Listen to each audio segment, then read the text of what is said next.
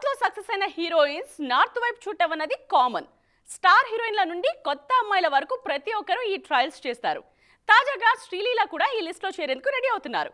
బాలీవుడ్ లో వరుస సినిమాలు లైన్ లో పెడుతూ న్యూస్ హెడ్లైన్స్ లో ఫ్లాష్ అవుతున్నారు.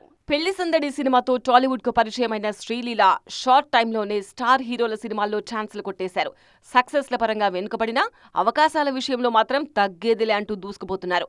రీసెంట్ గా పుష్ప 2లో చేసిన కిసిక్ సాంగ్ తో వచ్చిన క్రేజ్ ను నార్త్ మార్కెట్ లో పర్ఫెక్ట్ గా క్యాచ్ చేసుకుంటున్నారు. శ్రీలీల నార్త్ ఎంట్రీకి సంబంధించిన న్యూస్ చాలా రోజులుగా వైరల్ అవుతోంది.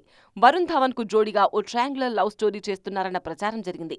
గత ఏడాది ప్రారంభం కావాల్సిన ఈ సినిమా వరుణ్ డేట్స్ కారణంగా వాయిదా పడింది. సిద్ధార్థ్ మల్హోత్రా హీరోగా అనౌన్స్ అయిన మిట్టి మూవీలోనూ హీరోయిన్ గా శ్రీలీల పేరే వినిపిస్తోంది.